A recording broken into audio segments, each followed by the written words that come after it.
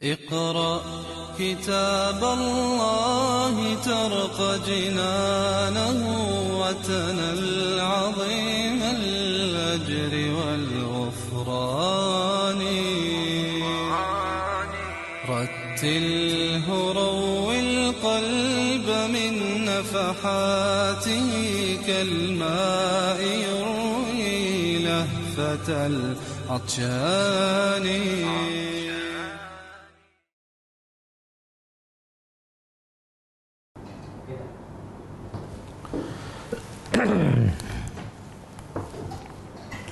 A'udzubillahi minasyaitonirrajim. Bismillahirrahmanirrahim. Alhamdulillahi rabbil alamin, nahmaduhu wa nasta'inu wa nastaghfiruh. Wa na'udzu billahi min syururi anfusina wa min sayyiati a'malina. May yahdihillahu fala mudhillalah wa man yudlil fala hadiyalah. Asyhadu an la ilaha illallah wahdahu la syarikalah. Wa asyhadu anna Muhammadan abduhu wa rasuluh.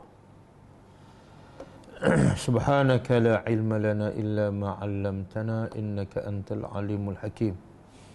Allahumma 'allimna ma yanfa'una wanfa'na bima 'allamtana wa zidna ilma. Allahumma ati anfusana taqwaha wa zakkiha anta khairu man zakkaha anta waliyuha wa maulaha. Rabbi yassir wa la tu'assir, Rabbi tammim bil khair, amma ba'du. InsyaAllah malam ni kita sambung tadabbur surah Ali Imran. Dan kita sampai ayat yang ketiga. Malam ni kita sambung ayat yang keempat.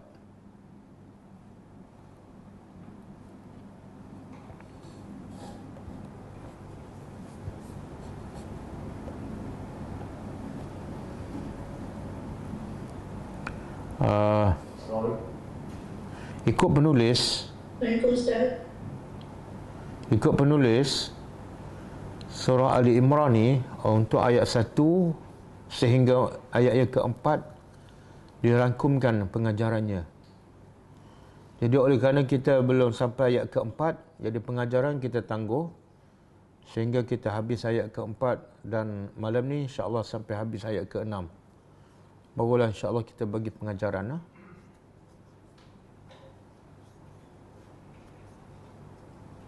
Jadi kita terus sambung tadabbur.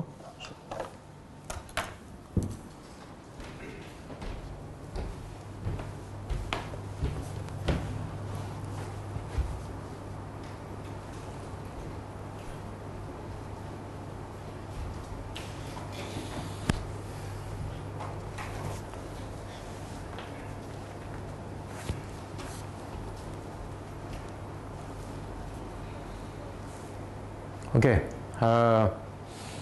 Ayat malam ni, ayat keempat adalah pelengkap ataupun sambungan kepada ayat yang lepas.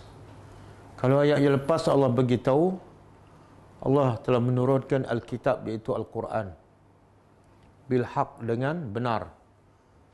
Maksud yang benar ialah isi kandungan Al-Quran benar dan penurunan itu betul-betul berlaku, bukan ia daripada Muhammad sallallahu alaihi wasallam. Dan juga Allah beritahu, Allah menurunkan juga Quran ini adalah sebagai musaddiqan, membenarkan apa yang ada di tangan ahli kitab sebelum Al-Quran, iaitu kitab Taurat dan Injil. Jadi kalau betul-betul mereka beriman kepada kitab Taurat dan Injil, maka tidak ada alasan untuk mereka menolak Al-Quran.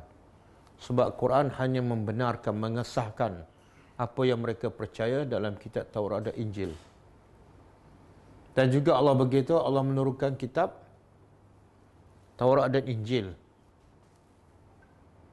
Kan? Kemudian sambungan. Ayat malam ni Allah nak beritahu apa hikmah, apa sebab Allah menurunkan kitab Al-Quran dan juga kitab-kitab sebelum Al-Quran. Apa tujuan yang paling utama? Okay, a'udzubillahi minasyaitonirrajim. Min qablu, dari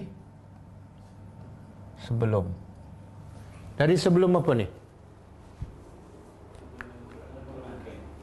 Ini bersambung ni. Kalau sebelum ni Allah kata apa? Kami turunkan Taurat dan Injil dari sebelum apa? Sebelum Al-Quran. Kemudian Allah rangkumkan semua sekali. Taurat, Injil dan Al-Quran, apa tujuannya? Kenapa diturunkan? Matlamatnya jelas. Hudan linnas, sebagai petunjuk. Linnas, bagi manusia.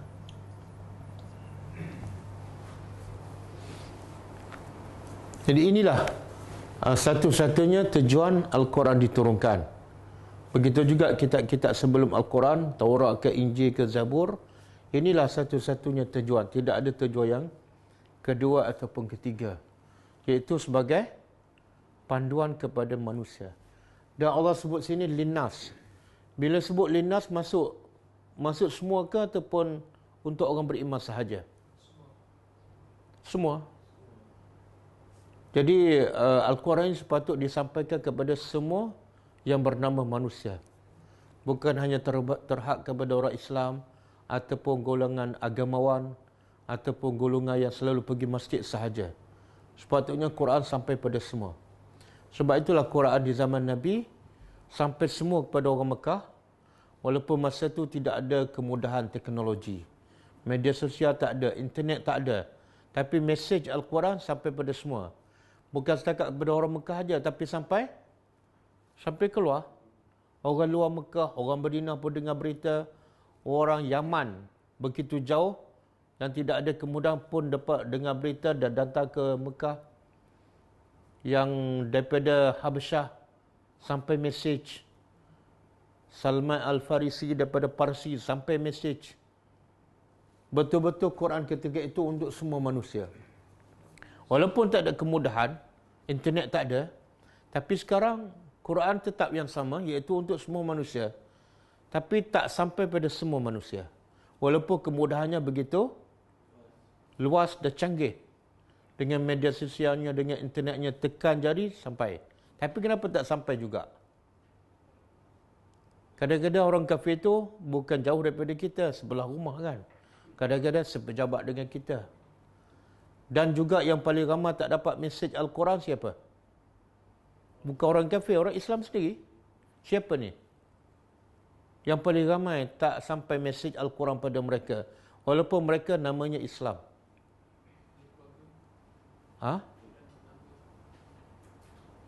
Golongan asnaf. Golongan asnaf. Mereka ni antara golongan Islam yang paling terpinggir daripada dakwah. Sebab apa? Sebab pendakwah membawa Al-Quran bukan linnas, tetapi dia hadkan kepada orang tertentu. Siapa? Orang kaya. Orang masjid. Kan? Orang yang berduit, golongan terpelajar, golongan intelektual.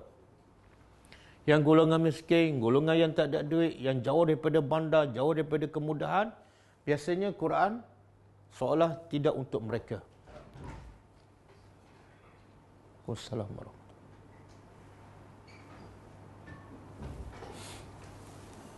Okey. Hudan. Tapi dalam Quran, Allah kata hudan ni ada dua. Kan? Hudan. Yang ni linnas. Satu lagi dalam awal surah Baqarah, lil muttaqin. Jadi kenapa macam ada dua? Li ni untuk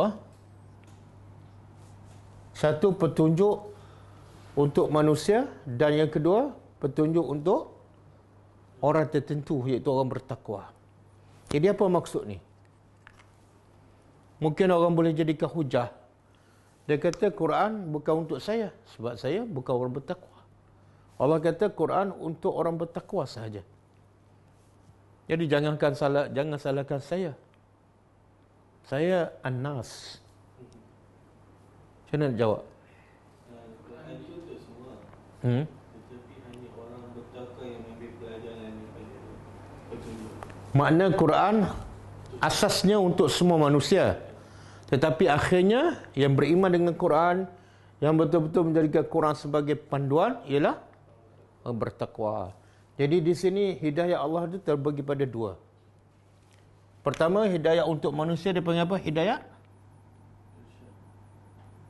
irsyad ataupun hidayah dilalah ataupun hidayah ilmu. Jadi Quran memberi ilmu, memberi petunjuk, memberi arahan kepada semua manusia, termasuk orang kafir. Yang kedua, hidayat untuk orang bertakwa adalah hidayat taufik ataupun hidayat amal.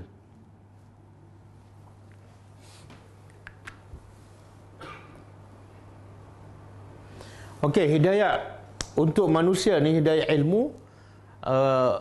Orang macam kita, boleh tak kita bagi hidayah pada manusia? Hidayah yang jenis pertama tu, hidayah ilmu, dilalah. Boleh kan? Itulah hidayah ilmu, iaitu kita sampaikan ilmu. Tapi hidayah taufik ataupun hidayah untuk beramal, adakah kita juga boleh sampaikan? Tak boleh. Ini khas untuk Allah Subhanahu Wa Taala. Jadi untuk dapat antara dua ni, yang mana paling mudah dapat hidayah? Hidayah ilmu boleh kata semua orang ada. Sama ada dengan fitrah semula jadi, dengan akalnya yang waras, dia boleh mencari ilmu. Tapi berapa ramai yang dapat ilmu tapi tak dapat hidayah taufik? Ini sebab apa Allah tak bagi ni? Sebab dia sendiri tak nak. Hidayah taufik Allah akan bagi pada siapa yang wallazina jahadu fina lanahdiyannahum subulana. Dalam akhir surah Al-Ankabut, Allah kata wallazina jahadu fina, orang-orang yang betul-betul berjihad, berusaha untuk mendapat hidayah kami, lanahdiyannahum subulana, pasti kami akan tunjukkan kepada mereka jalan-jalan hidayah kami, iaitu hidayah taufik. Okey, dalil lah hidayah untuk semua manusia, iaitu hidayah ilmu, semua orang boleh. Nabi Muhammad boleh, ulama boleh, kita pun boleh. Cuba buka surah Asy-Syura ayat 52. Surah Asy-Syura ayat 52.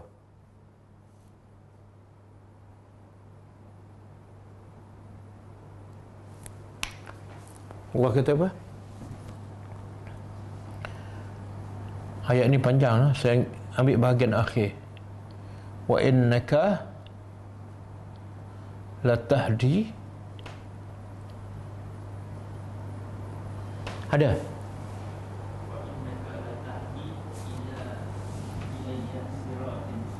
Ila siratin mustaqim. Okey, cuba terjemah. Dan sesungguhnya engkau ni Nabi Muhammad, latahdi, pasti akan memberi hidayat. Sesungguhnya engkau pasti. Dua harfu taukid Allah masukkan dalam ayat ini. Pertama inna, yang kedua lam. Sesungguhnya engkau pasti dapat memberi hidayat kepada apa? Siratul mustaqim, jalan yang lurus. Jadi ayat ini Allah mengesahkan Nabi Muhammad boleh bagi hidayat. Tapi hidayat apa ni? Hidayat ilmu. Okey. Cuba buka pula surah Al-Qasas ayat 56. Surah Al-Qasas ayat 56. Wa innaka la tahdi ila siratikal wa innaka la tahdi wa innaka la tahdi man ahbabta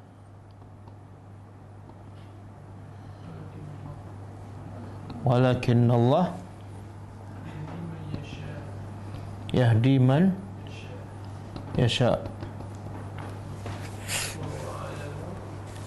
wa huwa a'lamu bil muhtadin wa huwa a'lamu bil muhtadin. Okey. Cuba terjemah. Wa innaka la tahdi. Sesungguhnya engkau la tahdi, tidak boleh memberi hidayat. Yang atas ni bukan, ini la, yang ni la tahdi. Apa beza?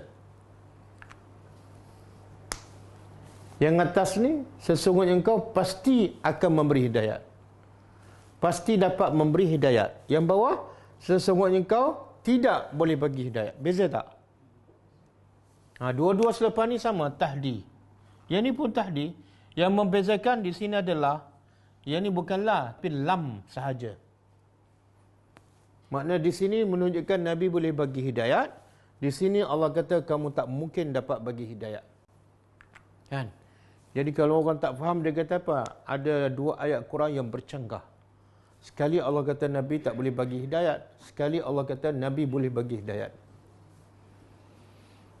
Boleh. Jadi yang Nabi tak boleh bagi hidayat ni, hidayat apa? Taufik. Kepada siapa? Man ahbabta. Kepada siapa yang engkau cinta. Seperti Abu Talib. Nabi sangat sayang pada Abu Talib, tapi Allah kata engkau tak boleh bagi hidayat. Walakin Allah, akan tetapi Allah yang akan memberi hidayat kepada siapa yang dia kehendaki. Hidayat apa ni yang Allah akan bagi?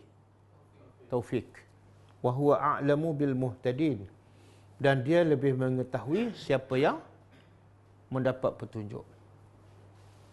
Okey.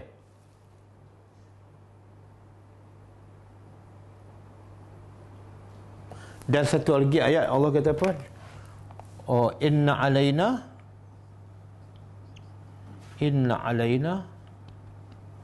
lal huda wa inna lana lal akhirata wal ula. Surah apa ni? Surah Asy-Syams. Cuba terjemah. Inna, sesungguhnya, alaina, sesungguhnya, alaina, ala dalam bahasa Arab bermakna wajib.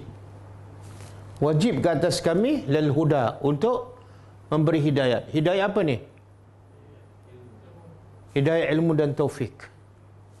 Wajib. Alaina tu makna wajib. Siapa yang wajib ke atas Allah untuk memberi hidayat kepada manusia? Tak, siapa yang bercakap ni? Allah kata wajib ke atas kami memberi hidayat.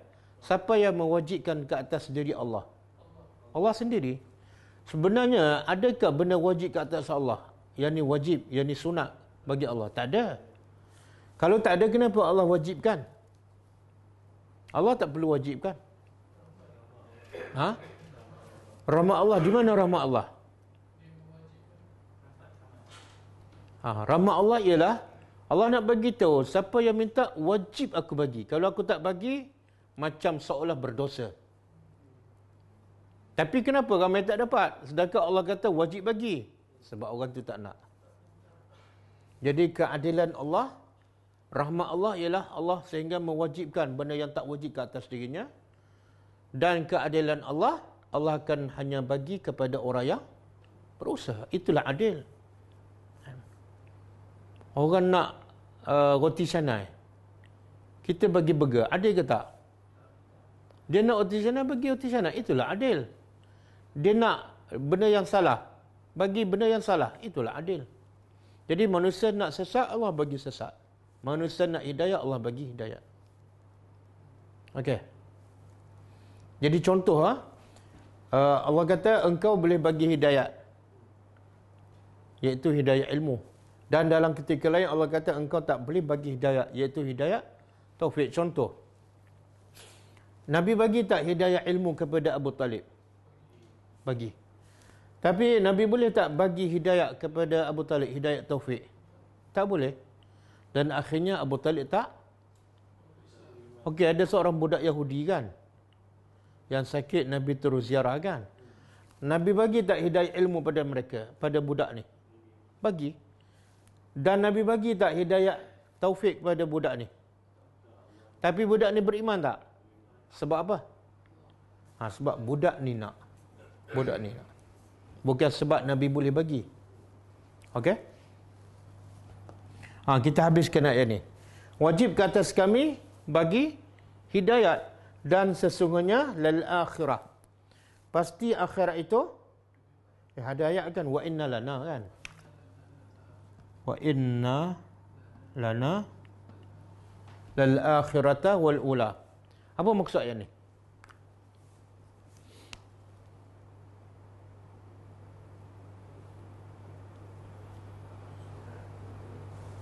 Apa maksud? Sesungguhnya bagi kami, milik kami akhirat dan akhirat lah. Ula ni apa maksud? Dunia. Sepatut dunia dulu ke akhirat dulu? Sepatut ayat macam mana? Wa inna lana lal ula wal akhirah. Ikut tertib lah, dunia dulu baru akhirat. Tapi kenapa Allah sebut akhirat dulu?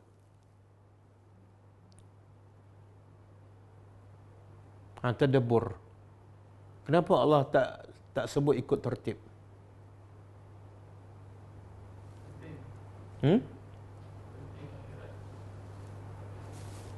Penting akhirat. Dan Allah nak beritahu, aku cipta kamu sebenar untuk akhirat. Yang ni hanya sebagai jambatan aja. Jadi Allah sebut matlamat dahulu. Satu. Yang kedua, Allah nak sebut benda yang ramai manusia lupa. Akhirat yang manusia banyak lupa. Tapi dunia, manusia sentiasa tak pernah lupa. Jadi yang ni Allah sebut kemudian pun tak ada masalah. Sebab manusia tak pernah lupa yang ni. Ya Allah dahulukan ilah yang selalu manusia lupa. Betul? Bangun pagi ingat dunia. Nak tidur malam pun ingat dunia. Dan di sini juga Allah kata apa? Lana. Apa makna lana? Apa mesej yang Allah nak bagi tahu selain pada yang saya sebut tadi? Sesungguhnya milik kami akhirat dan dunia.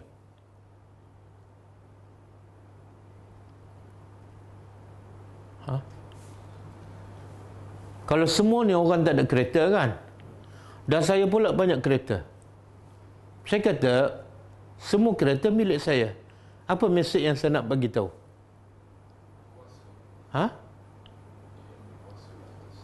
Apa dia? Ada satu lagi. Saya beritahu, kereta ni semua milik saya. Mana kalau kamu nak kereta, cari saya lah. Sebab semua kereta ni milik saya.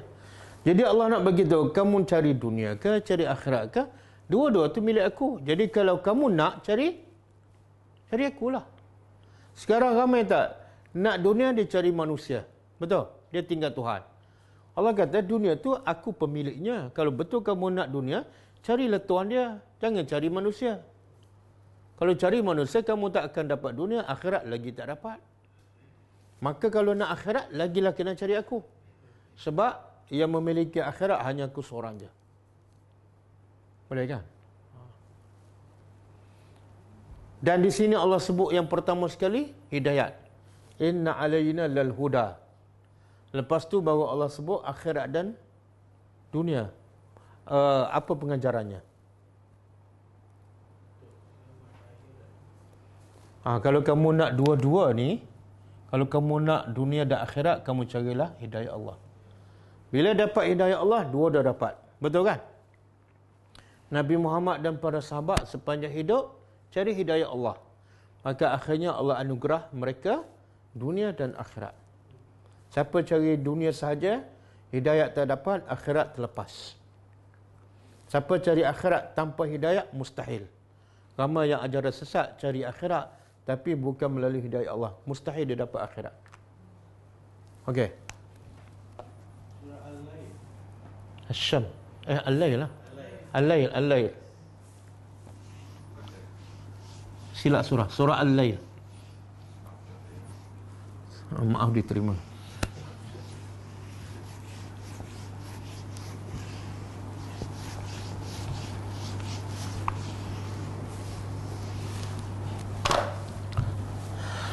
Okey, benda ni orang tahu ni semua ni. Quran adalah hidayah untuk semua manusia. Bila hidayah, panduan, dia prasyarat apa dia? Prasyarat untuk jadikan Quran sebagai panduan, sebagai pedoman. Kena fahamlah. Kalau tak faham macam mana nak ikut? Sebab itulah bila kita buka Waze, kita buka tak bahasa yang kita tak faham. Buka Waze bahasa Urdu, kan tak faham. Besok buka lagi, orang kata kanan, kita pergi kiri. Bodoh tak kita buka Waze dalam bahasa kita tak faham? Tak dapat hidayah lah. Tapi bodoh tak? Setiap hari dia buka Waze dalam bahasa yang dia tak faham. Bodoh ke cerdik? Kalau saya buka Waze dalam bahasa yang tak faham, setiap hari orang kata saya bodoh. Tapi dia baca Quran yang merupakan lebih penting daripada panduan untuk destinasi, dalam keadaan tak faham berpuluh tahun, berapa kali bodoh? Saya kata saya tanya soalan. Okey. Kemudian wa anzala, dan dia telah menurunkan Al-Furqan. Apa makna Al-Furqan? Bukan Al-Quran. Ada Furqan dalam Quran, maksud Al-Quran macam surah Al-Furqan. Tabarakalladzi nazzala Al-Furqan, itu betul Al-Quran. Tapi dalam ayat ni Al-Furqan ni bukan Al-Quran. Kenapa bukan? Kenapa bukan? Sebab kalau sebut Al-Furqan ala Al-Quran, dia akan berulang. Sebelum ini Allah ada sebut tak? Kami turunkan kitab. Sebelum ayat ni, ayat nombor 3. Kami telah turunkan kitab. Lepas tu Allah sebut lagi, kami turunkan Taurat dan Injil. Sebenarnya Taurat pun Al-Furqan, Injil pun Al-Furqan, Al-Quran pun Al-Furqan. Jadi kalau kita terjemah Al-Furqan ialah Quran, dia akan berulang.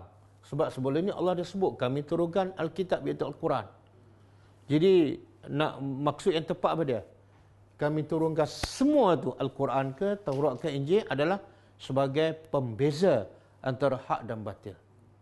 Mana sifat utama kitab-kitab Allah ialah sifat utama.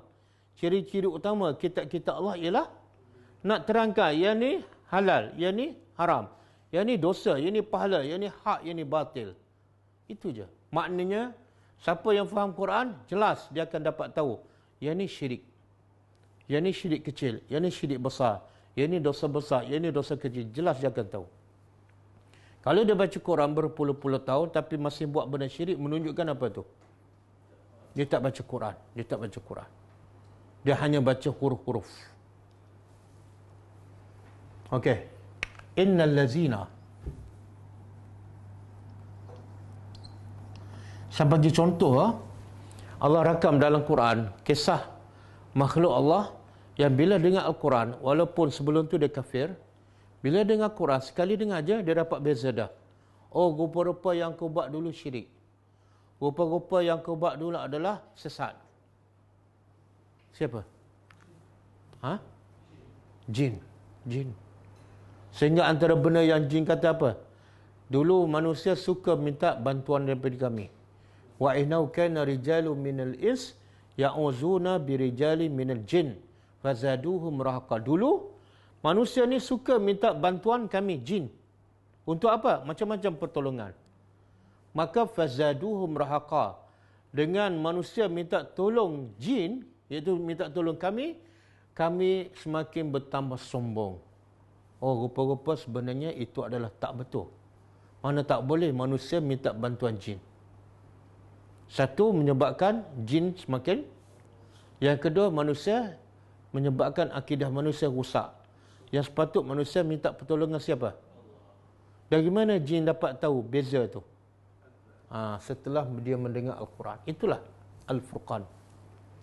Okey, kemudian setelah Allah beritahu tujuan Quran diturunkan sebagai hidayah pada manusia dan juga pembeza antara hak dan batil, maka Allah bagi tahu manusia terbagi pada dua. Akhirnya manusia terbagi pada dua golongan sahaja.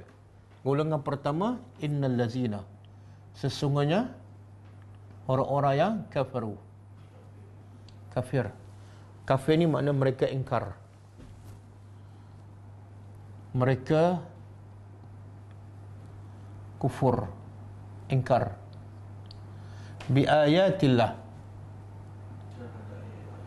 dengan ayat-ayat Allah. Lahum, bagi mereka, azabun, azab yang syadid, yang berat ataupun dahsyat. Senang je. Jadi siapa yang kufur dengan Al-Quran yang sebagai petunjuk dan pembeza antara hak dan batin, makna benda itu dah jelas, tapi akhirnya dia ingkar, maka bagi mereka azab yang pedih. Okey, kufur dengan ayat Allah. Ayat Allah ni ada berapa jenis? Ayatullah. Ada berapa? Dua. Satu? Ha? Bahasa Arab apa dia? Kauniyah. Kauniyah ni kun, daripada kun. Allah kata kun, jadilah, jadilah. Ciptaan Allah. Yang kedua, ayat syar'iyah. Syar'iyah, iaitu wahyu Allah. Okey. Antara dua ni, dua jenis ayat Allah ni, yang mana manusia paling ramai kufur? Syar'i ke kauniyah? Syar'i. Kauniyah ni, kalau tanya orang kafir, musyrikin Mekah, siapa cipta langit? Dia kata apa? Semua pasal ciptaan ni, kebanyakan manusia percaya. Yang tak percaya pada Allah sebagai pencipta hanya golongan ateis je. Tapi kebanyakan orang kafir ahli kitab memang percaya. Yang menurunkan hujan Allah, yang bagi rezeki Allah, menghidup mematikan. Jadi kalau bab kauniyah ni tak ada masalah sebenarnya. Tapi yang banyak masalah ialah bila ni syar'iyah. Kenapa? Logiknya apa? Logiknya kalau dia mengakui Allah tu hebat, Allah mencipta, Allah bagi rezeki, logiknya apa? Automatik dia tunduk. Kan? Tapi kenapa? Sini dia mengaku, sini dia tak tunduk.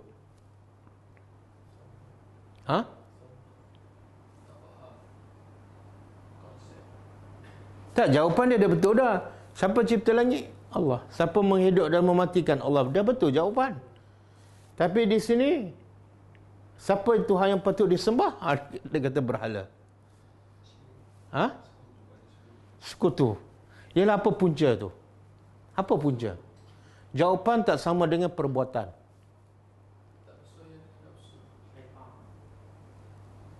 Salah syaitan. Nanti syaitan di akhirat besok dia kata apa? Aku tak ada kuasa menyesatkan kamu. Kamu yang pandai-pandai pilih. Salahkan aku pula. Di sini, sebab di sini anda tanggungjawab. Berlawanan dengan nafsu. Yang ni kalau setakat mengaku Allah pencipta langit, tak ada tanggungjawab. Yang ni kena solat. Yang ni kena tinggalkan rasuah. Yang ni kena tinggalkan zina. Yang ni jangan gilakan kuasa. Yang bab ni habis. Sebab itulah Syekh Sya'rawi, kan orang musyrikin akhirnya dia kata apa? Patung ni bukan Tuhan kami. Dia hanya sebagai perantaraan. Itu dia sikit sebanyak, dia waraslah. Sebab dia kata patung ni bukan Tuhan pun, cuma hanya sebagai perantaraan. Jadi kenapa dia tak sembah Tuhan terus? Kalau terus sembah Allah, dia kena ikut semua perintah Allah. Jadi kalau ada perantaraan ni, dia boleh pusing-pusing. Yang kat sini banyak sangkut ni. Kan? Jadi bila kufur dengan ayat Allah, biasanya kat sini. Kan? Okey, ada tak yang jenis kufur kepada ayat kauniyah? Ada tak? Contoh?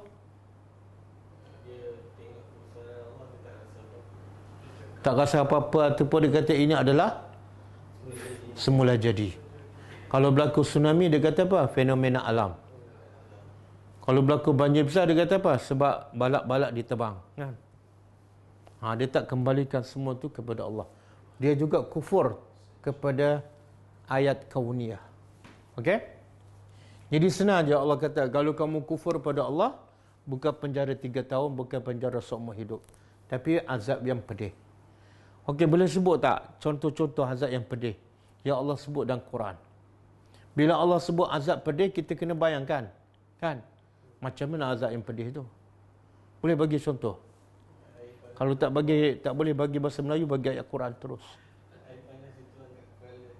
Air panas yang mendidih tuang kat kepala, masuk dalam perut, isi perut hancur dan merebak ke keluar dan kulit terbakar. Lagi? Ya Allah sebut dalam surah ni. Surah Al-Kahfi. Apa dia? Dirantai 70 hasta. Dah dicampak dalam neraka. Itu surah apa tu? Bukan.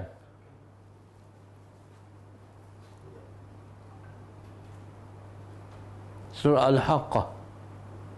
Surah Al-Haqqah. Dan juga apa ni? Bila dia nak minum air panas yang mendidih macam tembaga yang cair letak di muka, isi kulit muka dia hangus dan gugur. Itu disebut dalam surah Al-Kahfi. Wa in yastaghisu yughasu bima'in kalmuhli yashwi. Yashwi makna membakar al-wujuh, kulit muka mereka. Jadi sebelum minum baru letak kat mulut, kulit muka dia terbakar. Bayangkan kalau masuk kat dalam.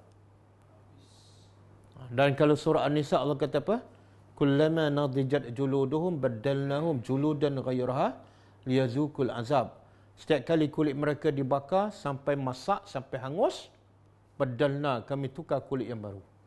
Itu antara bentuk azabun syadid. Hanya kerana apa ni?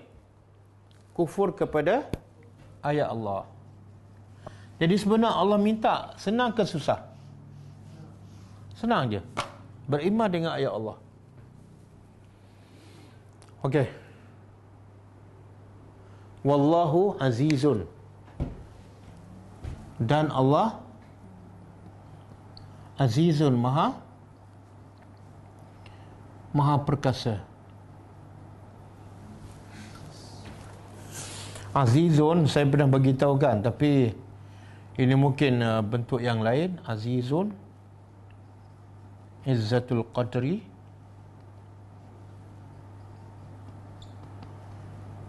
Izzatul Qahri,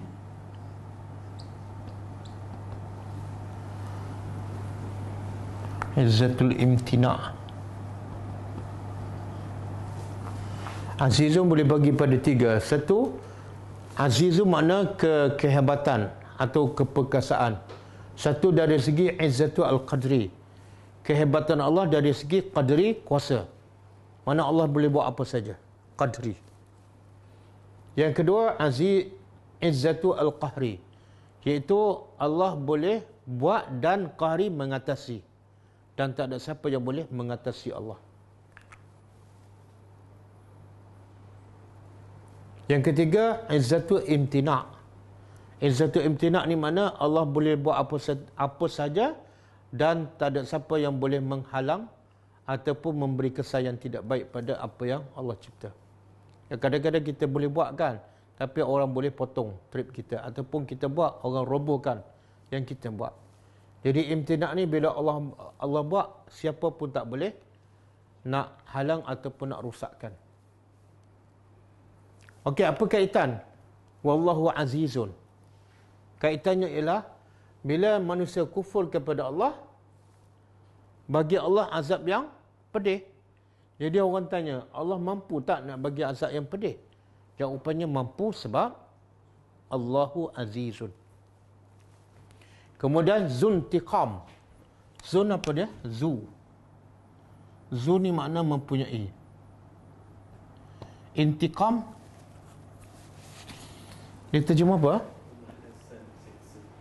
Dia intikam dalam bahasa Arab macam asalnya balas dendam. Tapi tak sesuai kalau kita terjemah pada Allah balas dendam. Allah tidak berdendam. Yang lebih tepat ialah Allah membalas kejahatan orang yang jahat. Allah mempunyai pembalasan. Mana tidak ada satu pun kejahatan, melainkan pasti Allah akan membalasnya. Okey, habis Kemudian Allah bagi tahu lagi kebesaran dia, innallah, sesungguhnya Allah la yakhfa, tidak sembunyi, alaihi, ke atasnya, syai'un, sesuatu, fil ardi, baik di bumi, wala fis sama, dan tidak juga di langit.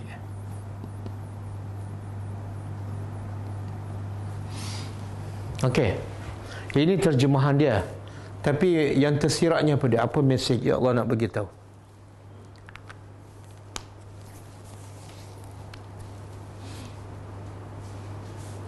Apa dia? Allah nak bagi tahu apa ni sebenarnya? Bila Allah bagi tahu tak ada apa, syai'un dalam masyarakat nakirah. Bila nakirah apa dia? Ha? Apa saja, yang besar ke yang kecil ke, walaupun sebesar zarah, tak ada satu pun yang tersembunyi. Kita kalau semua hitam, siang hari nampak? Ha? Kalau semua hitam dalam gelap nampak? Kalau semua hitam dalam gelap duduk di atas batu hitam nampak? Tapi Allah nampak tak? Ha. Jadi apa yang Allah nak bagi tahu? Jangan buat jahat lah. Jangan buat jahat. Sebab biasa kita depan orang dengan belakang orang berbeza tak? Keadaan kita beza tak? Mana yang kita lebih beradab, lebih elakkan daripada dosa? Ketika depan orang ke belakang? Depan orang. Belakang tu kita bebaskan. Kenapa? Kita nak macam-macam lah kita buatkan bila tak ada orang. Sebab apa? Sebab dalam kepala kita ayat ni tak masuk ni. Yang ada ialah manusia tak tahu apa yang tersembunyi yang aku lakukan. Sebab manusia dah tak ada. Tapi kita lupa bahawa Allah sentiasa ada dan tidak ada sesuatu pun yang tersembunyi. Kalau kita pegang ayat ni, kita akan sentiasa menjadi orang bertakwa 24 jam. Sebagaimana anak penjual susu kan. Walaupun benda tu kecil sahaja, dan walaupun disuruh oleh mak dia, sepatut dia dengar cakap mak. Tapi sebab ayat ni ada dalam kepala dia, dalam hati dia, dia tak berani buat. Akhirnya, dia selamat daripada dosa dan orang lain pun selamat daripada penipuan. Hanya kerana takwa.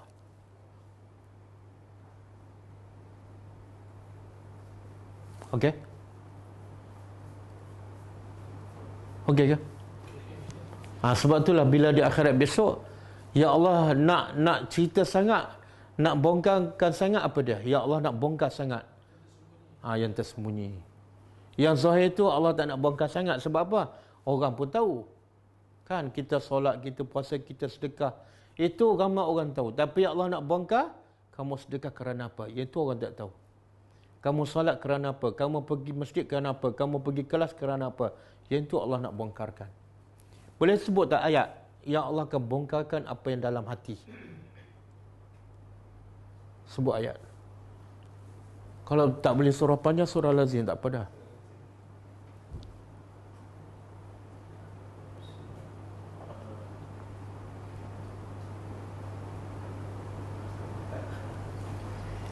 Saya sebut terjemahan, lepas tu sebut ayat. Tidakkah manusia tahu ketika mana manusia akan dibongkarkan daripada kubur? Jasad manusia dibongkar daripada kubur, kan asalnya tersembunyi. Jasad manusia tersembunyi dalam kubur. Kemudian bila ditiup sangkakala yang kedua, jasad manusia terbongkar. Lepas tu Allah akan bongkarkan pula apa yang dalam dada manusia.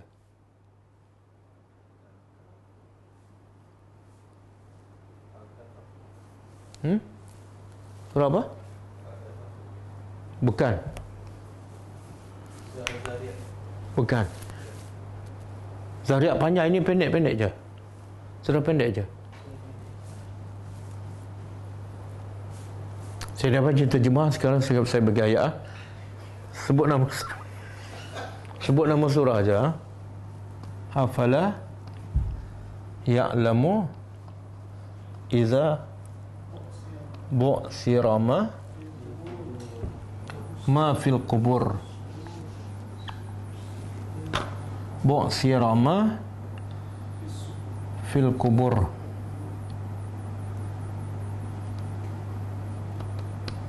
Kemudian wa hussira ma fis sudur. Surah apa ni? Al-Adiyat. Tengok cuba terjemah. Tidakkah yang lamu manusia tahu, yang sombong tu, yang kufur, tidakkah manusia tahu dan sedar iza bu'thira, apabila dia dibongkarkan, apabila dibongkarkan ma fil kubur, apa yang dalam kubur, apa dia? Mayat lah. Jadi sebelum tu tersembunyi, tapi bila dibangkitkan terbongkar. Manusia tak sedar ke? Lepas tu, lepas jasad terbongkar, wa hussilama, dibongkarkan pula ma fis sudur, apa yang dalam dada, hati. Ini apa yang dalam kubur, jasad, ini apa dalam hati. Dan juga dalam surah At-Tariq, Allah kata apa? Yauma tubla as-sarair. At-Tariq. Hari itu tubla, dibongkarkan. As-sarair, rahsia-rahsia ni. La yakhfa alaihi syai'un. Semua yang kita sembunyi daripada orang akan dibongkarkan.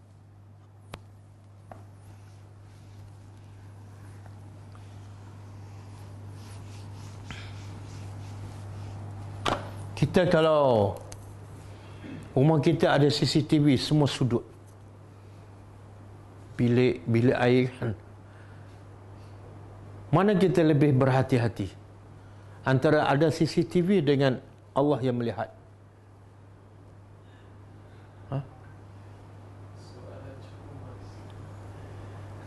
Itu kita ada masalah apa tu? Masalah akidah. Padahal CCTV Allah lagi canggih, lagi tepat, lagi adil. Okey, kemudian Allah kata apa? Huwal lazi, dia yang yusawwirukum,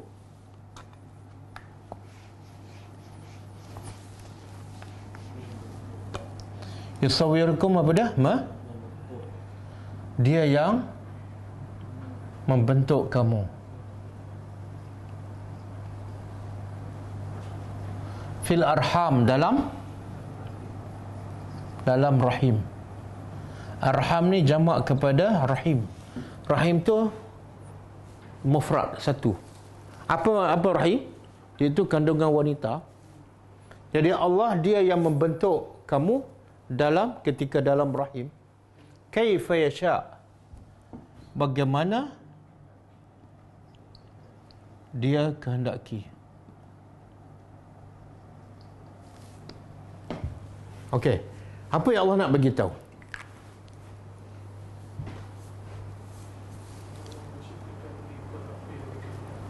Nah, itu yang tersurat. Yang tersiratnya apa?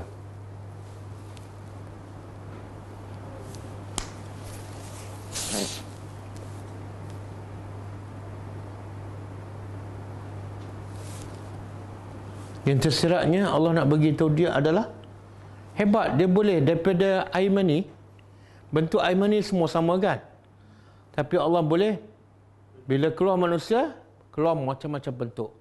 Ada yang kulit hitam, ada yang kulit merah, ada yang mata sepet, ada yang mata biru, ada yang rambut kerinting, ada yang rambut lurus, ada yang gemuk, ada yang kurus, ada yang tinggi, ada rendah kan. Ada yang gigi jongang, ada lelaki, ada perempuan. Dan kalau perempuan pula berjalan dia lain, kalau lelaki berjalan yang lain. Semua daripada apa? Air mani yang sama.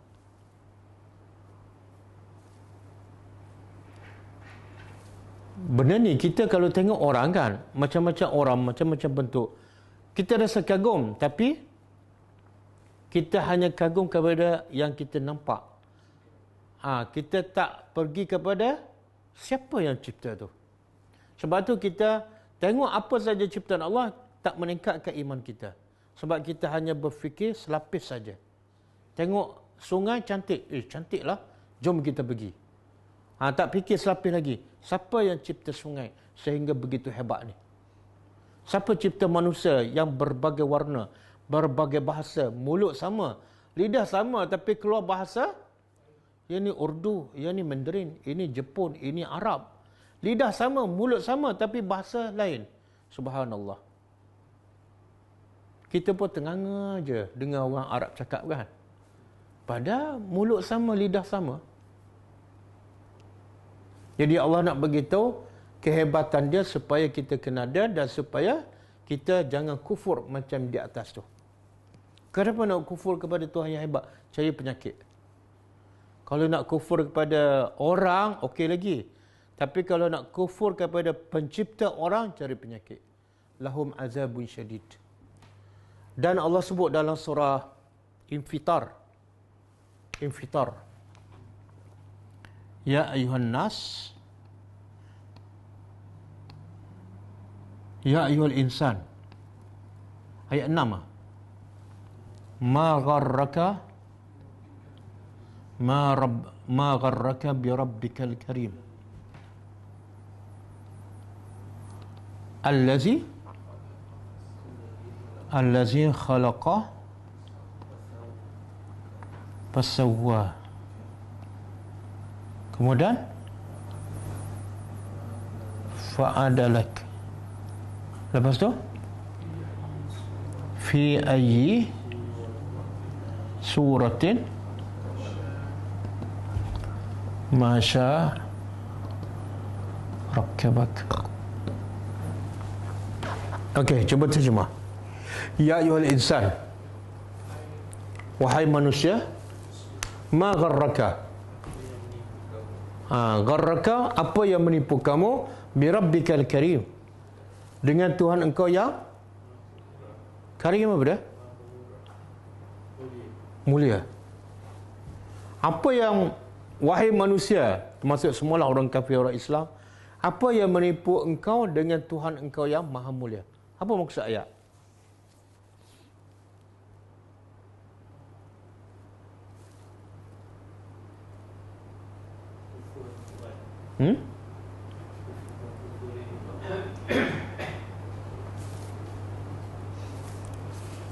Allah nak begini ni. Ada soalan dalam ayat ni. Gharraka. Apa yang menyebabkan engkau tertipu? Manusia biasa tertipu dengan apa? Tertipu dengan dunia kan? Kadang-kadang tertipu dengan dunia, dia tinggal Tuhan. Kadang-kadang tertipu dengan manusia, cinta pada manusia, dia tinggal Tuhan. Jadi Allah soal, apa yang menyebabkan engkau meninggalkan Tuhan yang sifat Tuhan apa dia? Manusia tak sifat mulia. Ya. Kadang-kadang dia pula meminta pada kita. Kemudian Allah sebut, apa makna karim? Apa maksud mulia Allah tu? Allazi khalaqaka. Mulianya Allah pada kita ialah, pertama, dia mencipta engkau. Bukan orang tu yang engkau cinta tu mencipta engkau. Bukan dunia yang engkau cinta mencipta engkau. Allah yang mencipta engkau. Kemudian wasawwaka, lalu Allah melengkapkan, bukan setakat cipta, tapi melengkapkan ciptaan engkau. Dengan tangannya, dengan kakinya, dengan lidahnya, dengan matanya. Fa'adalak, lalu Allah menseimbangkan. Tangan ni panjang ni je kan, kaki duduk kat situ je, dan tangan ni kalau panjang sampai ke bawah macam mana?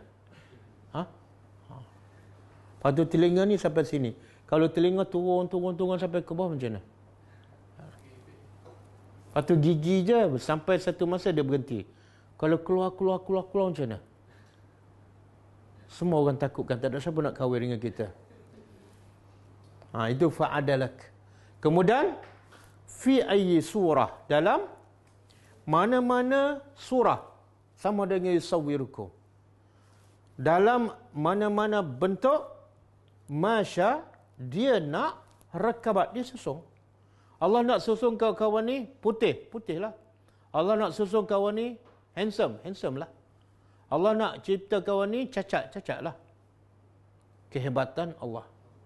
Jadi begitu hebat Allah, begitu karim, kamu boleh tinggal Tuhan yang karim dan cari dunia yang penuh dengan tipu daya. Jadi soalan tu menimbulkan rasa pelik. Pelik kamu ni. Yang ni pemurah. Yang ni kaya. Yang ni baik hati. Kamu pergi cari perompak. Pelik tak? Kamu pergi cari syaitan. Okey. Kemudian Allah kata apa? La ilaha illahu.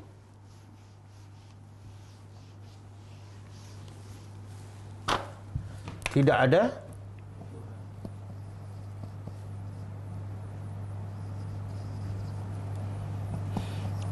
ilah ni makna Tuhan yang berhak disembah. Tidak ada Tuhan yang sebenar-benar berhak disembah illahu, kecuali dia. Kenapa dia? Sebab dia Al-Aziz, Maha perkasa. Yang tadi Al-Hakim, Maha bijaksana. Kenapa dikembarkan Al-Aziz dengan Al-Hakim? Apa makna Al-Hakim? Kita dah jumpa banyak kali ni. Mungkin dah lebih pada 10 kali.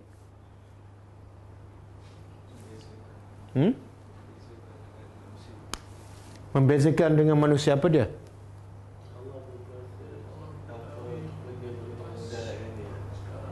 Allah berkuasa tanpa yang tak, kurang tepat. Macam mana? Nak beza dengan manusia apa dia? Allah berkuasa tu bila-bila. Kalau manusia dia ada tempoh kan. Itu Aziz. Hakim ni tak, soalan dia kenapa selepas Al-Aziz ada Al-Hakim? Kenapa dikembarkan? Mesti ada maksud.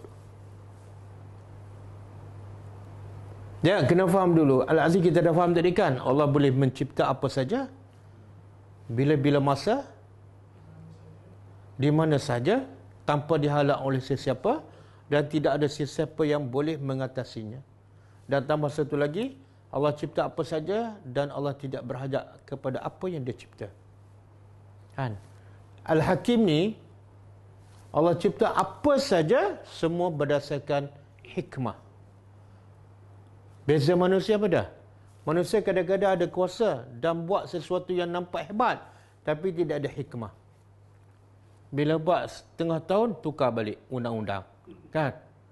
Bila tukar kerajaan, tukar menteri, tukar pula dasar. Sebab apa? Ada Aziz tapi tidak ada hikmah. Okey. Jadi Al-Hakim ni ada dua. Al-Hakim ada dua.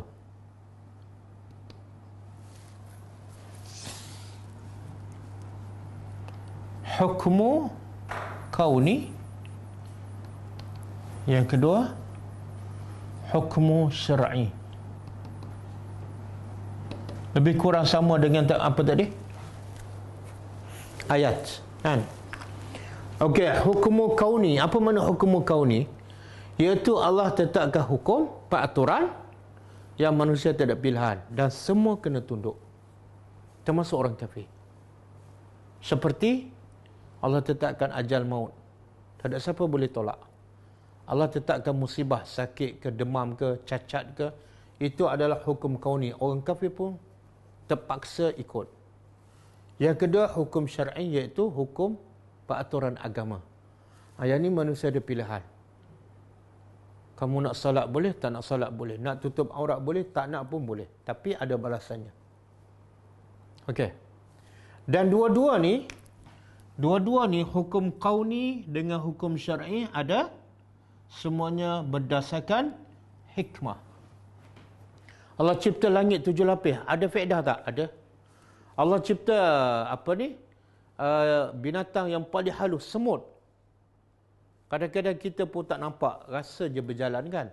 Ada hikmah tak? Ada. Allah cipta apa lagi? Allah bagi banjir besar sampai ratus ribu orang mati. Ada hikmah tak? Ada. Itu makna Allah hebat, boleh buat apa saja, tapi semua yang Allah buat berdasarkan hikmah. Tidak ada satu pun yang Allah buat saja-saja ataupun sia-sia ataupun sembrono. Kita kadang-kadang masak je. Lepas tu tengok membazir. Lepas tu marah pula. Kenapa aku suka membazir? Besok buat lagi. Okey, cukup lah.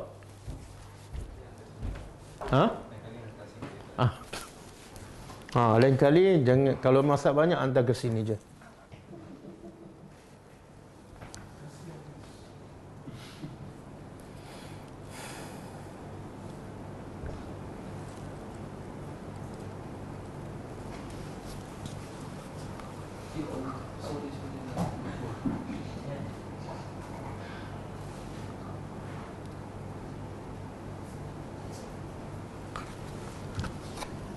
Okey, kita baca doa dan zikir harian Rasulullah sallallahu alaihi wasallam.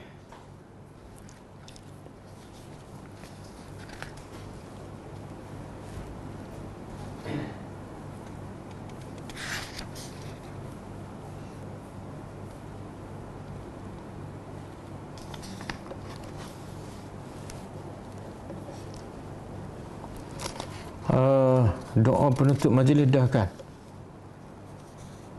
27 pula. Doa menaiki kenderaan. Doa menaiki kenderaan. Biasanya ramai yang hafal ni. Bismillah, alhamdulillah, subhanallazi sakhkhara lana hadza wa ma kunna lahu muqrinin wa inna ila rabbina lamunqalibun.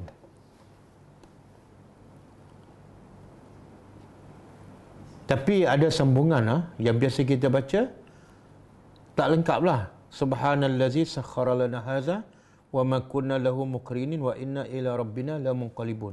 Itu je kita baca daripada tadika sampai mati kan. Sebenarnya ada permulaan dia bismillah, kemudian alhamdulillah, kemudian lepas doa yang biasa kita baca ada lagi alhamdulillah, alhamdulillah, alhamdulillah 3 kali, Allahu Akbar, Allahu Akbar, Allahu Akbar 3 kali. Kemudian subhanaka inni qad zalamtu nafsi faghfirli fa innahu la yaghfiru dzunuba illa anta. Dia macam apa ni? Macam ada persamaan dengan zikir. Zikir apa ni? Doa Abu Bakar ketika masa tahiyat akhir.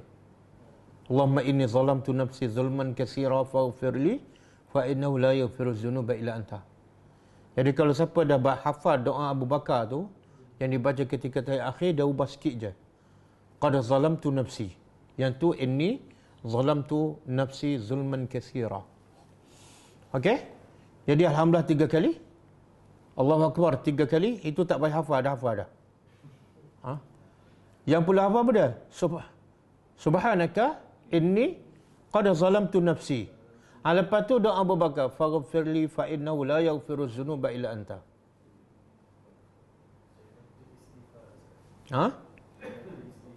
Ada sikit bersama dengan doa penutup majlis. Jadi kalau kita tengok makna apa dia? Dengan nama Allah, segala puji bagi Allah, Maha Suci Tuhan yang memudahkan kenderaan ini. Kenderaan kita boleh jalan sebab bukan sebab kereta tu mahal, bukan sebab kereta tu baru, bukan sebab minyak penuh, tapi Allah yang memperjalankan. Sedangkan kami sebelum ini tidak terdaya menguasai kenderaan itu. Sesungguhnya kepada Tuhan kamilah kami akan kembali. Kan ada tak kereta mahal, tengok-tengok terbakar, Allah tak izinkan. Kemudian alhamdulillah segala puji bagi Allah 3 kali, Allahu Akbar yang maha besar 3 kali. Kemudian subhanaka maha suci engkau, inni qad zalamtu nafsi, sesungguhnya aku telah zalim diriku, faghfirli fa innahu la yaghfiru dzunuba illa anta. Ampunlah dosaku, sesungguhnya tidak ada yang boleh mengampunkan dosa-dosa kecuali engkau. Jadi kenapa kita musafir minta doa, minta ampun? Kenapa? Sebab Ha? Terdedah kepada bahaya satu, dan kita boleh mati bila masa. Kan mungkin aksiden, mungkin orang langgar kita tak langgar orang langgar kita. Kadang-kadang kereta terbakar, meletup, orang yang kat dalam tu mati. Jadi kena istighfar setiap masa supaya bila kita mati mengejut dalam keadaan kita dah bertobat. Jadi tak perlu baca zikir lipat bumi tu. Nak cepat sampai ke mana? Akhirnya mati masuk kubur juga kan. Jadi yang penting bukan sampai pada destinasi. Yang penting kita sentiasa beristighfar kepada Allah. Kita sentiasa bertakwa. Nabi bila berhijrah daripada Mekah ke Madinah, Nabi naik apa? Unta. Nabi ambil masa berapa lama daripada Mekah ke Madinah? Berapa lama? Lebih kurang 7 hari. Dan campur duduk di gua. Nabi sembunyi di gua apa? Gua Sur. 3 hari. Jadi 3 campur 10. Kenapa Nabi tak baca Bismillah 41 kali supaya lipat bumi dan lajukan? Unta Nabi pun boleh tak jadikan macam burak kan? Terbang je. Ya Allah, itulah kehidupan. Kadang-kadang yang susah itu lebih mulia daripada yang nak senang je. Lagi susah ada satu hadis. Al-ajru ala qadari masyaqqah. Pahala tu adalah berdasarkan setakat mana kita susah menghadapi ujian. Setakat mana kita susah beramal, maka pahalanya lagi. Jadi kenapa nak cepat-cepat sampai? Tak payah lipat bumi.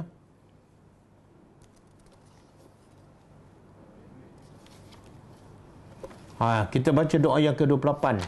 Doa apabila kenderaan tergelincir, gagal berfungsi. Baru baca Bismillah, itu pun sekali je.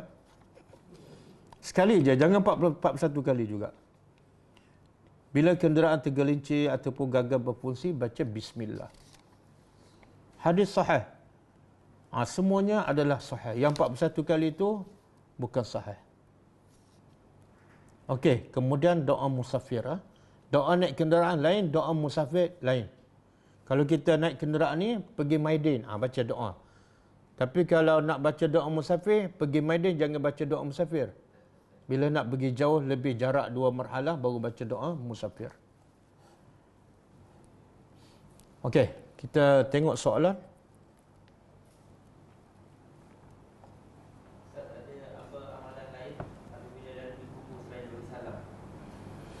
Soalan dia, ada tak amalan lain bila melalui kubur selain daripada bagi salam? Tidak ada. Nabi hanya mengajar kita bila pergi ke kubur, bagi salam. Salam itu sebenarnya doa kepada orang yang mati. Dan dia sebenarnya bila pergi ke kubur ada 2 faedah. Satu faedah untuk si mati, iaitu kita bagi doa. Yang kedua, faedah untuk kita. Apa dia faedah untuk kita? Nabi sebut tuzakkirukum al-akhirah. Bila kamu ziarah kubur, mengingatkan kamu satu hari kamu akan masuk kubur. Ambil pengajaran. Balik daripada kubur tu, gandakan amalan, tingkatkan iman. Jadi tak payah duk meratik, duk baca zikir, duk baca Quran panjang-panjang, tak payah. Adakah Allah tidak memberi hidayah taufik hanya kepada orang kafir yang tidak menginginkannya? Adakah Allah tidak memberi hidayah taufik kepada orang kafir? Tak, okey. Soalan dia, adakah Allah tidak akan memberi hidayah kepada orang yang tidak inginkan hidayah? Sama ada orang Islam ataupun orang kafir. Jadi Allah bukan tak bagi hidayah pada orang kafir saja. Orang yang namanya Islam ataupun munafik, tapi kalau dia tak nak hidayah, Allah tak akan bagi. Dan kita kena yakin bahawa bila orang tu dapat orang tu sesat, tak dapat hidayah bukan sebab Allah menyesatkannya. Dia kesudahannya Allah menyesatkan, tapi permulaannya manusia. Allah sebut, ingat dalam surah Saf. Surah Saf ayat 5. Allah kata apa? Falamma zaghu azaghallahu qulubahum. Maksud dia, maka tatkala apabila mereka telah sesat, mereka pilih untuk sesat, maka azaghallah, Allah pun sesatkan mereka. Jadi ayat itu cukup jelas. Allah sesatkan bila? setelah mereka memilih untuk sesat. Dan juga surah Fussilat, ingat sebagai hujah surah Fussilat juga Allah kata apa? Fa amma samudu fahadainahum.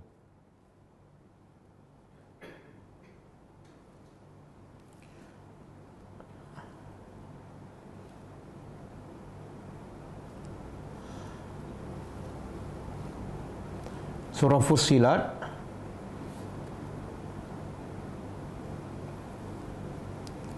wa amma samudu fahadainahum, ayat 17. Wa amma samudu fahadainahum wastahabbul ama 'alal huda fa akhazathum sa'iqatul azab alhun bima kanu yaksibun. Cuba baca ayat maksud dia. Adapun kaum Samud, fahadainahum, kami telah bagi hidayat pada mereka. Hidayat apa ni? Allah kata kami telah bagi hidayat pada kaum Samud. Kaum Samud kan kufur. Tapi Allah kata kami telah bagi hidayat pada mereka. Hidayat apa? Hidayat ilmu. Kemudian lepas tu Allah kata apa? Fastahabbul ama. Lalu mereka memilih kesesatan. Mereka yang pilih sesat walaupun setelah mendapat hidayat. Alal huda dibanding dengan petunjuk. Ayat ini juga menunjukkan bahawa semua manusia dah dapat hidayat ilmu. Adapun hidayat taufik bergantung pada pilihan manusia. Okey.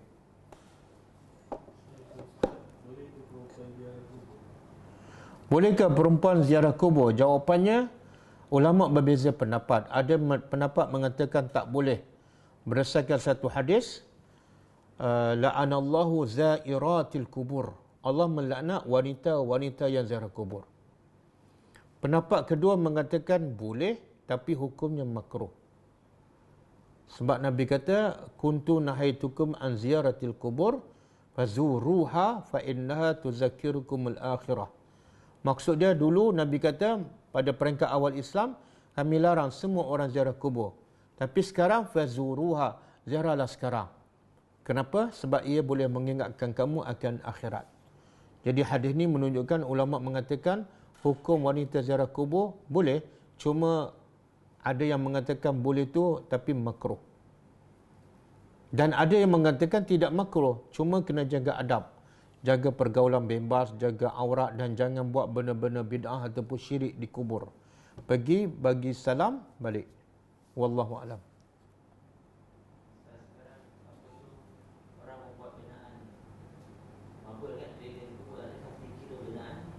Ya.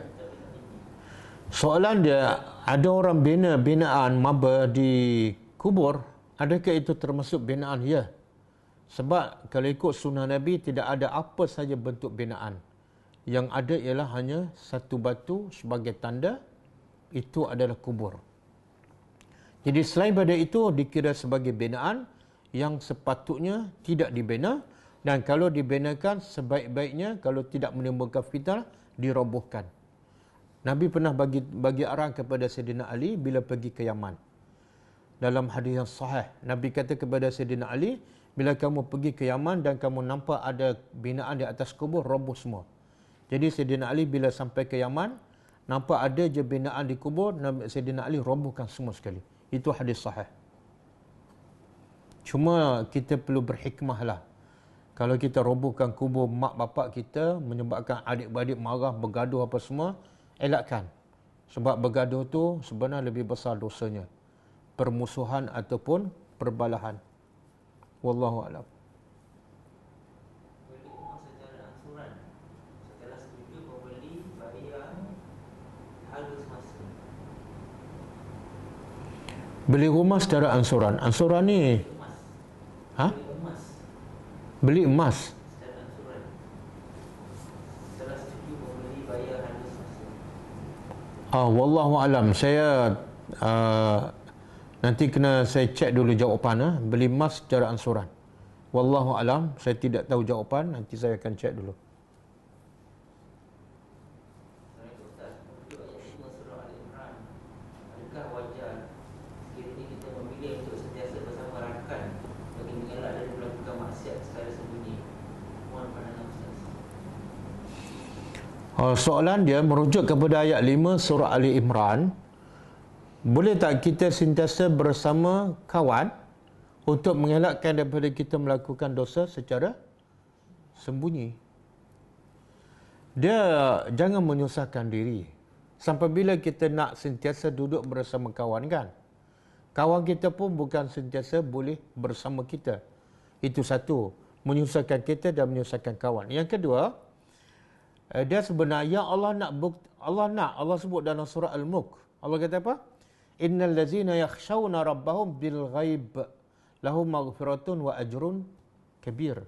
Sesungguhnya orang yang takut kepada Allah ketika ghaib, ketika dia berseorangan. Yang tu Allah nak test.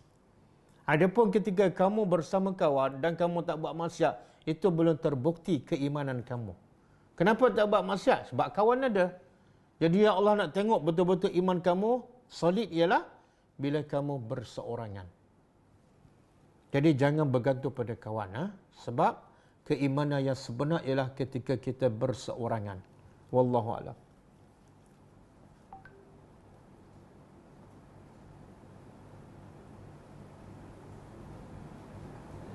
Dah, tak ada dah. Okey, kalau tak ada, Ustaz, bagaimana cara terbaik untuk menunjukkan kita tidak suka sikap seseorang yang suka memperkecilkan orang lain sebab orang itu lebih tua dari kita? apa soalan? Kita suka memperkecilkan orang lain. Bagaimana sikap kita nak tunjukkan kita tak suka sikap orang yang suka memperkecilkan orang lain sebab orang itu lebih tua? Soalan dia, bagaimana kita nak tegur orang yang memandang rendah kepada orang lain? Dia tidak ada yang boleh merendahkan sifat ego, takabur, sombong manusia melainkan dengan ayat Allah Subhanahu Wa Taala. Sebab ayat Al-Quran adalah sifat kepada semua penyakit, khususnya penyakit hati. Kan? Jadi contoh, kan Allah sebut dalam surah Al-Fajr, fa ammal insanu idza mabtalahu rabbuhu fa akramahu wa na'amahu fa yaqulu rabbi akraman. Allah beritahu penyakit manusia. Adapun manusia apabila Allah mengujinya dengan apa? Dengan memuliakannya, dengan bagi nikmat kekayaan padanya, maka dia kata apa? Allah memuliakan aku. Kan? Jadi sebenarnya Allah nak beritahu penyakit. Penyakit apa tu? Manusia bila ada kelebihan, ada harta, ada pangkat, dia rasa mulia. Allah kata, aku bagi harta bukan sebab kamu mulia, tapi aku nak uji kamu. Kemudian yang kedua, bagi tahu, kalaulah manusia tu mulia sebab ada harta, sebab ada pangkat, sebab keturunan, maka adakah Qarun lebih mulia daripada Nabi? Sebab Qarun dengan Nabi Qarun lagi banyak harta. Adakah bermakna Qarun lebih mulia daripada Nabi? Tidak. Kalau tidak, bermakna kemuliaan itu bukan terletak pada harta ataupun pangkat. Kan? Musa dengan Firaun, siapa lebih mulia? Musa. Tapi apa yang Allah bagi pada Musa dan apa yang Allah bagi pada Firaun? Jadi kenapa kita nak sombong dengan pangkat, dengan kuasa kan? Sebab kalau kita bangga dengan kuasa, Firaun lagi mulia lah. Sebab kuasa dia lagi hebat, lagi lama kekal memerintah di Mesir. Jadi buat perbandingan. Kenapa aku nak rasa hebat sangat ni? Apa kelebihan aku? Kalau harta banyak, Qarun lagi banyak. Kalau kuasa hebat, Firaun lagi hebat. Sebenarnya semua itu bukan kemuliaan, tetapi adalah ujian. Wallahu a'lam. Ustaz, boleh ke perempuan yang dalam iddah pergi ke rumah jiran sebelah untuk membantu persiapan walimatul urus anak dia? Soalan dia, boleh tak perempuan yang masih dalam iddah pergi ke rumah jiran membantu walimatul urus? Jawapannya tak boleh. Tak boleh. Wanita bila dalam iddah sama ada suami mati ke, dia tak boleh keluar kecuali bila ada keperluan dan benda tu adalah satu yang tak dapat dielakkan, mesti pergi. Adapun kenduri bukan satu keperluan. Sabar je lah. Dah habis dah, pergilah. Okey. Cukup kan? Kita jumpa lagi insya-Allah malam besok. Kita tutup dengan membaca tasbih kafarah. Subhanakallahumma wa bihamdika asyhadu an la ilaha illa anta astaghfiruka wa atubu ilaik. Assalamualaikum warahmatullahi wabarakatuh. كتاب الله ترق جنانه وتنى العظيم